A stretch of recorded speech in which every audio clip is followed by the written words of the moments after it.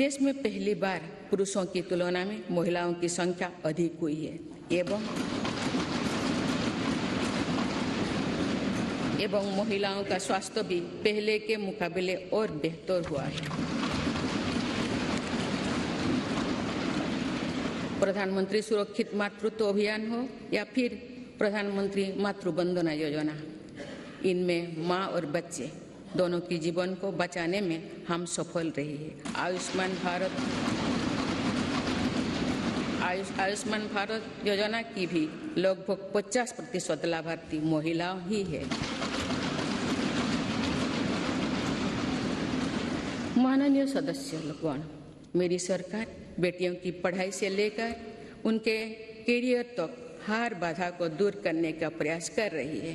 देश के सरकारी स्कूलों में बेटियों के लिए अलग टॉयलेट का निर्माण हो या फिर सैनिटरी पैड से जुड़ी योजना, इससे बेटियों के ड्रॉप आउट रेट भी बहुत कम आई।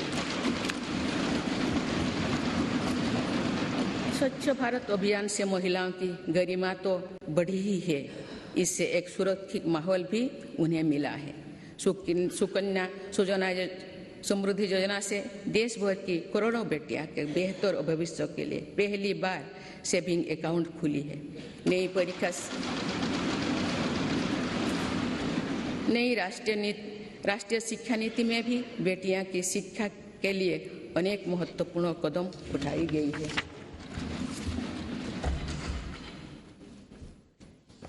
मेरी सरकार ने यह भी सुनिश्चित किया है कि किसी भी कार्य क्षेत्र में महिलाओं के लिए कोई बंदिश ना हो। इसीलिए माइनिंग से लेकर सेना में अग्रिम मोर्चे तक हर सेक्टर में महिलाओं की भर्ती को खोल दिया गया है। सैनिक स्कूलों से लेकर मिलिट्री ट्रेनिंग स्कूलों तक में अब हमारी बेटियां पढ़ाई और ट्रेनिंग कर रही है। ये मेरी सरकार ही है जिसने मातृत्व अवकाश को 12 सप्ताह से बढ़ाकर 26 सप्ताह किया है।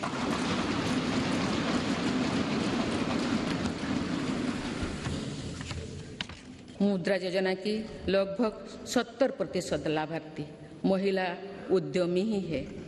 एक स्टडी के अनुसार इस योजना से महिलाओं की आर्थिक शक्ति और सामाजिक फैसलों में उनकी भागीदारी बढ़ी है। पीएम आवास योजना के तहत मिलने वाली घरों की रजिस्ट्री भी महिलाओं के नाम पर होने से महिलाओं का आत्मविश्वास बढ़ा है। जन धन योजना से पहली बार देश में बैंकिंग सुविधाओं में महिलाओं और पुरुषों के बीच अब बराबरी आ गई है। देश में इस समय 80 लाख से ज्यादा स्वयं सहायता समूह भी काम कर रहे हैं, जिनमें करीब 9 करोड़ महिलाएं जुड़ी हुई हैं। इन महिला स्वयं सहायता समूहों को सरकार द्वारा लाखों करोड़ रुपए की मदद दी जा रही है।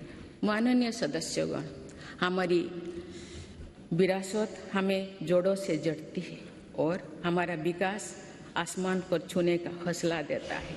इसीलिए मेरी सरकार ने विरासत को मजबूती देने और विकास को प्राथमिकता देने की राह चुनी।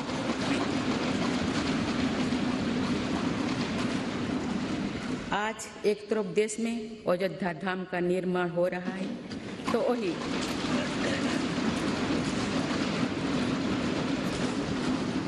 वही दूसरी तरफ आधुनिक संसद भवन भी बन रहा है।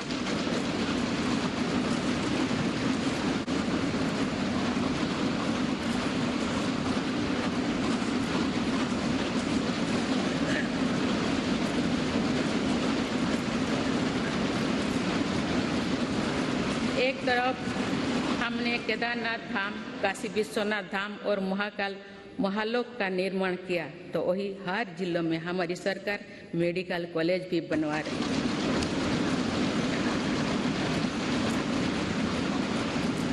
एक तरफ हम अपने तीर्थ और ऐतिहासिक धरोहर का विकास कर रहे हैं, तो वही दूसरी तरफ भारत दुनिया की बड़ी स्पेस पावर बन रहा है।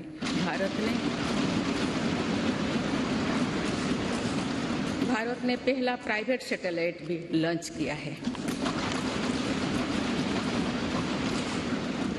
एक तरफ हम आदि शंकराचार्य भगवान बसवेश्वर, तिरुवल्लुवर, गुरु नानक देव जैसे संतों के दिखाए रास्ते पर आगे बढ़ रहे हैं, वहीं दूसरी तरफ आज भारत हाईटेक नॉलेज का हब भी बनता जा रहा है।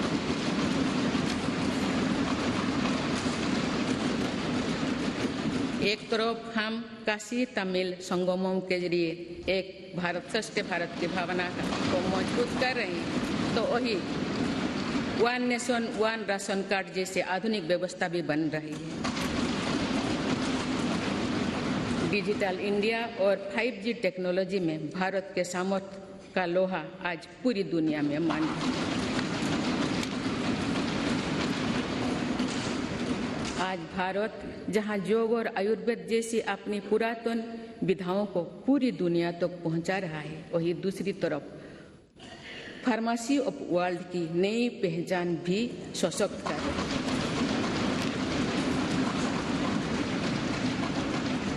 आज भारत प्राकृतिक खेती को, मिलेट्स की अपनी परंपरा फसलों को प्रोत्साहित कर रहा है, वही नानो यूरिया जैसी आधुनिक टेक्नोलॉजी का भी विकास किया है।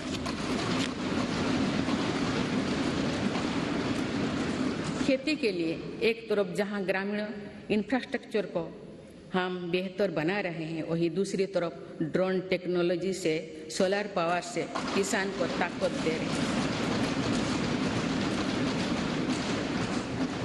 शहरों में जहां स्मार्ट सुविधाओं के विकास पर बल दिया जा रहा है, वहीं स्वामित्व योजना में पहली बार गांव के घरों को की ड्रोन से मैपिंग की जा रही है।